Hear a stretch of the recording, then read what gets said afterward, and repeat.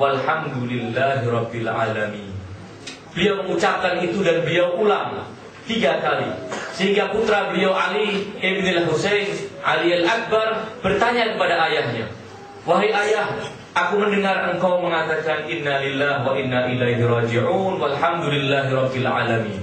Wahai ayah, ya abah, ju'iltu fidak, semoga aku dijadikan tebusan untukmu.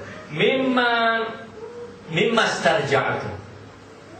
Kenapa engkau mengatakan inna lillahi wa inna ilaihi raji'un? Apa yang sedang terjadi wahai ayah?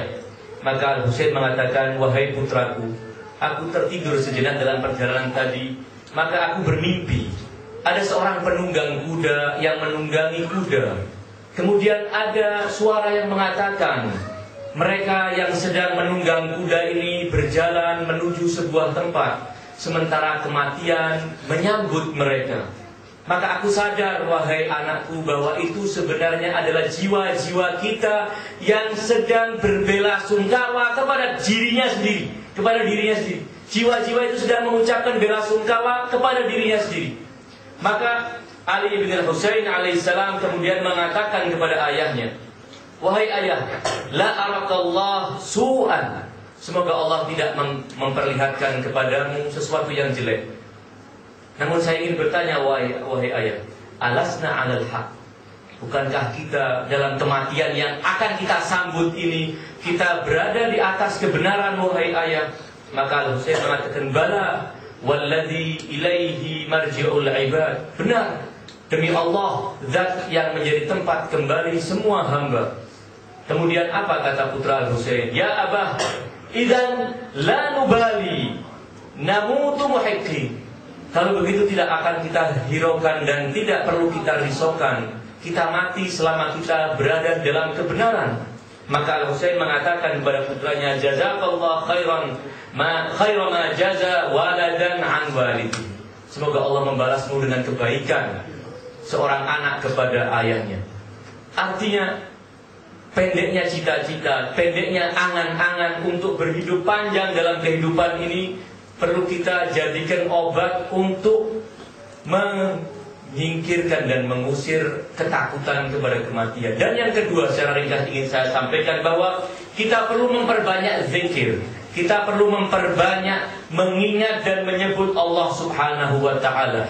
Kita tanamkan kecintaan dan kerinduan kita kepada Allah Subhanahu wa ta'ala melalui zikir.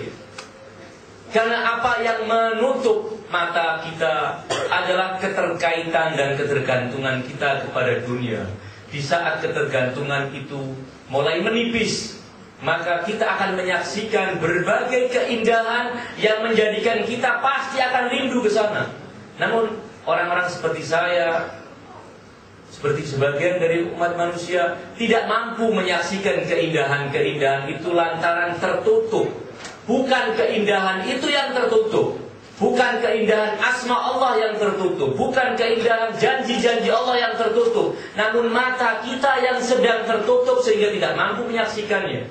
Sangat beda antara sesuatu yang kita tutupi sehingga kita tidak mampu menyaksikan, dengan sesuatu itu terbuka namun mata kita yang tertutup. Ini yang digambarkan. Namun kita semua pasti akan menyaksikan itu. Namun kapan? Di saat detik-detik terakhir menyongsong kematian.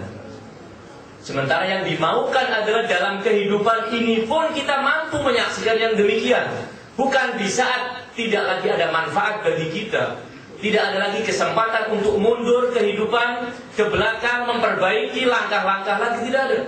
Karenanya Allah menyebutkan, fakashafna anka ghita'aka fabasaruka al-yawma hadid.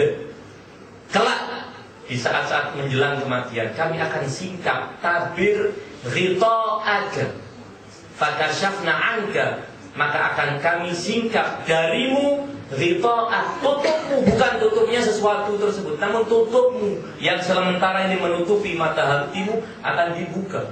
Karenanya itu yang akan bisa kita lakukan apabila kita benar-benar ingin menjadi orang yang seperti ashab Al-Husain alaihissalam.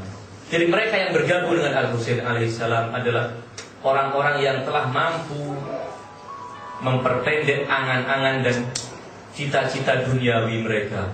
orang-orang yang telah begitu punya keterkaitan yang sangat besar dengan Allah Subhanahu wa Ta'ala, selalu berzikir. Karenanya tidak heran ketika di malam Asyura ashab Al-Husain didengar dari kemah-kemah mereka suara gemuruh tangis, suara gemuruh doa-doa dan panjatan doa yang mereka lantunkan. Tangisan bukan karena takut kematian besok, sama sekali bukan itu yang mereka takutkan. Karena slogan-slogan mereka ketika dipersilakan untuk pulang oleh Al-Husain, apa kata mereka?